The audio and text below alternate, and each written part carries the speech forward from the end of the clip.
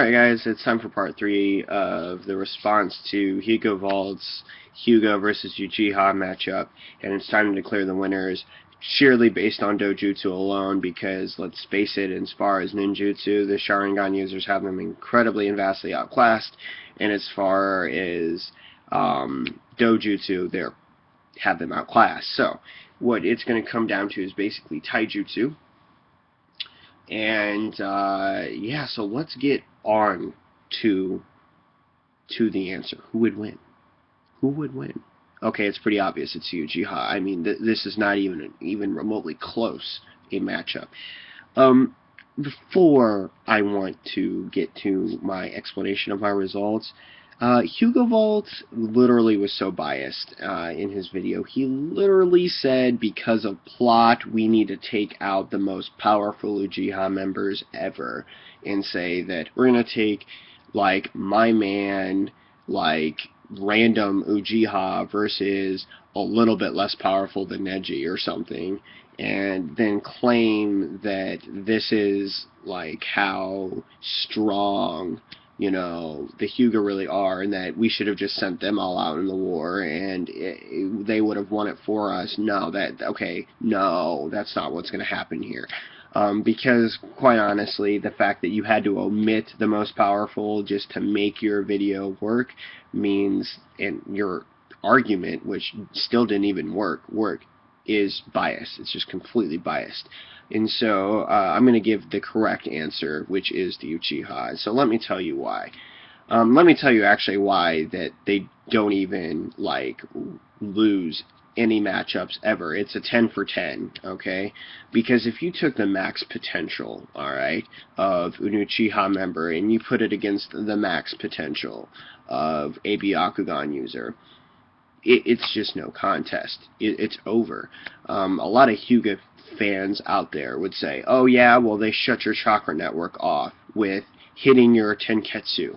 Okay, let me tell you why that is theoretically impossible to do against an Uchiha member. Number one, the Uchiha people, the fighters, yeah, they're not stupid, okay? They understand what's going on. They can see the chakra flow to your fingers. And as far as shutting off tenketsu is concerned, you need to hit it correctly. You need to visibly be able to see, okay, the tenketsu itself.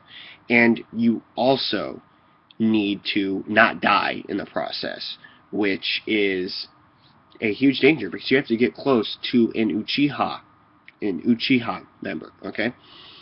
So let me explain also why they pretty much lose this 10-0 free, okay?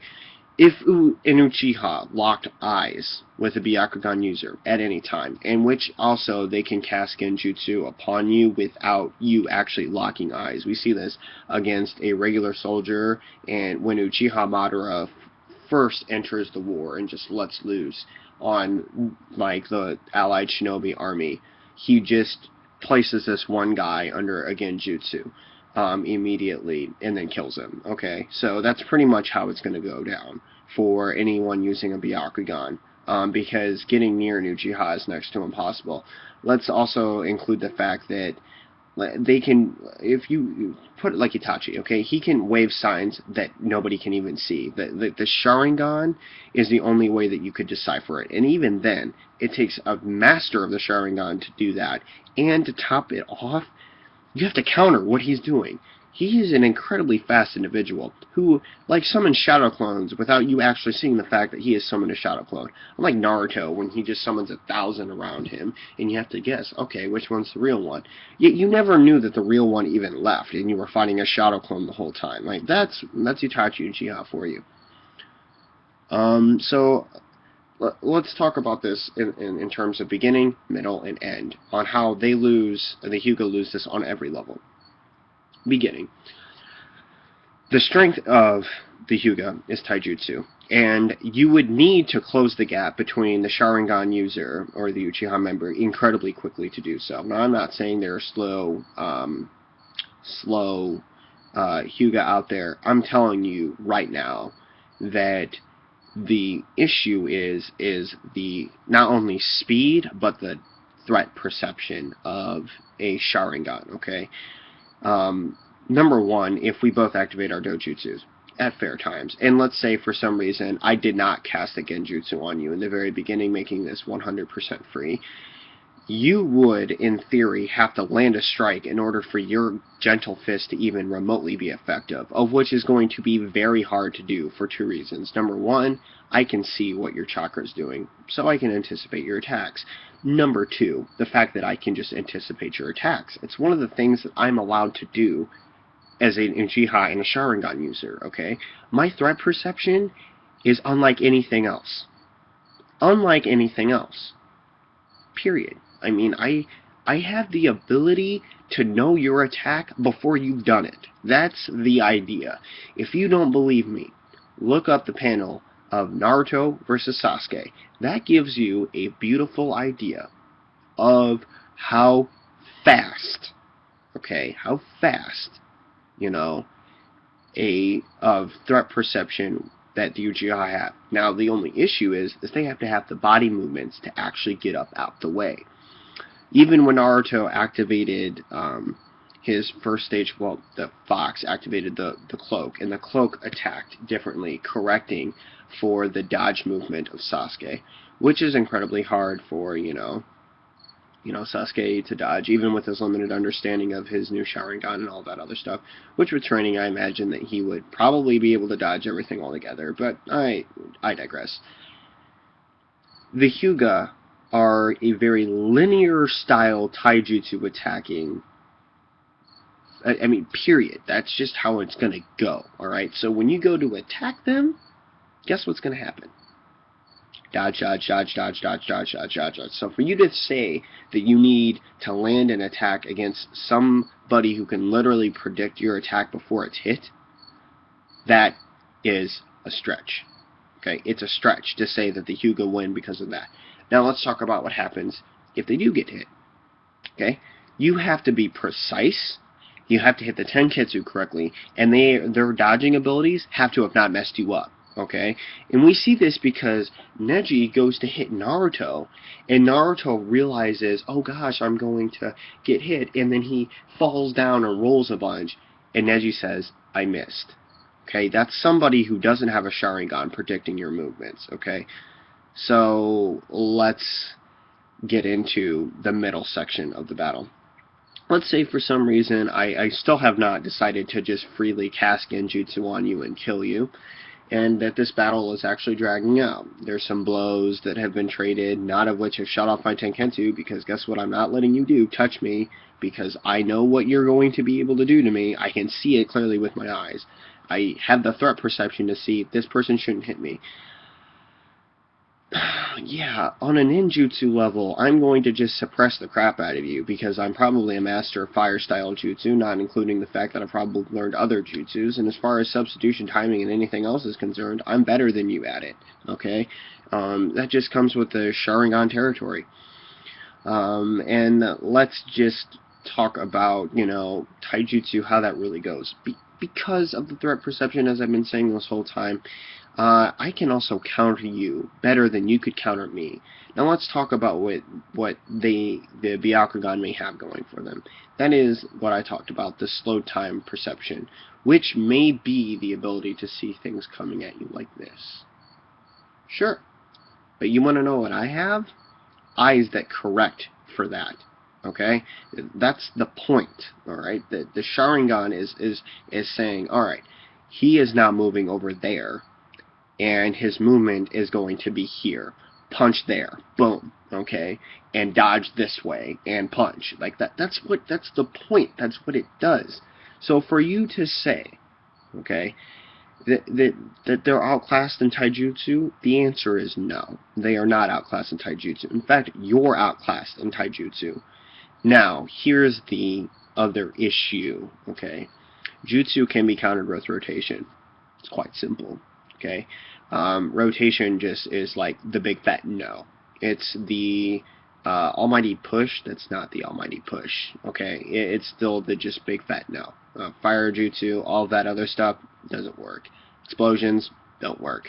Kunai, shuriken don't work. So The issue is going to become, though, once you stop rotating, there's a moment of counterplay that the Uchiha could jump on. So, in reference to that, that's just all it is. Let's talk about endgame late in the fight. You've exhausted chakra, probably trying to fend off some jutsu, which I never even had to get really near you anyway to do, and I could just stay away from you. Sure, you could see me, but it doesn't really matter because, you know, I have Sharingan, and you're not going to do anything to me. Now let's talk about the end game, which is the Mangekyo. Okay, there is not an attack that I have not listed in my previous video that just does not body the living trash out of a Hyuga member. I mean, Amaterasu, really, there's nothing you can do. What is it? The Susanoo. There is no attack or defense, even your rotation, which I just have to wait for you to stop doing in order to crush you. There's the... I mean, it's not even comparable. It's not. If you get trapped in the Tsukuyomi, you're dead on 2 levels. In the Tsukuyomi, and you're dead now in real life. I mean, come on. If we're going to talk about Amaterasu, the thing is cast upon gaze. The only way that I could even think of you having a feasible defense is if you saw and predicted. You would have to predict. And the only way you'd predict is if you knew that my eye bleeding means some blacky flamey thing's going to be coming out and hitting you quick. You predicted and placed a chakra wall in front of you and spun rotation in order for you to... I'm saying at this point the Amaterasu is hitting the chakra barrier in front of you. Okay, you would have to continuously be doing that, or you're about to get caught on fire for eternity. Period. Like, that's it. And as soon as I see the fact that you've stopped rotating, I'm gonna cast it again. Okay? You died. Period. Period. Like, that's it. That's it. Perfect Susanoo? Oh, please. If the 5 Kage can't beat Uchiha Madara, you certainly, with a Byakugan, are not beating Uchiha Madara. In fact, you're not even getting anywhere near him, because last time I checked, that thing was taller than a mountain. And as far as I'm concerned, with precision accuracy, chopping and cutting things and splitting mountain ranges in half. Okay? It's that simple. We're not even going to talk about Sasuke's. Susanoo, it's broken. And so's Itachi's. In fact, Susanoo on any level, busted. So, yeah, guys, I think just 9... Not 9 for 9. 10 for 10. 10 out of 10 times an Uchiha member beats a Hyuga. There is just really nothing that they can do. The strongest Byakugan user in the series is Kaguya Otsuki, which lost to a Sharingan user in Naruto. And she is apparently a goddess. I mean, and let me tell you how much of that battle went to Sasuke's Sharingan, which is the evolution above the Rinnegan. Which, guess how you get the Rinnegan? Evolving from the Sharingan. So, guys, without further ado, I think we can bring this horribly biased and injustice of videos to a close. And we can say with quite certainty that the Uchiha are not only a clan that is far superior in dojutsu, but insanely stronger in ninjutsu. And let's not even up and include the fact that the number one weakness of Hyuga members being genjutsu, they get just by gazing into your eyes. I mean, it was never even up for debate. However, is it to say that, you know, Hyuga members are not dangerous and can never defeat a Sharingan user? Certainly not. But someone like Itachi, someone like Sasuke, or Madara, or Obito, or even Kakashi? No, that's taking a stretch. And for those of you who don't believe me that Kakashi couldn't take on somebody, he became the 6th Hokage. Think about it. Think about it. Oh, he also played a huge part in the war and defeating Kaguya. Anyway, that's all for this video. Till next time. See ya.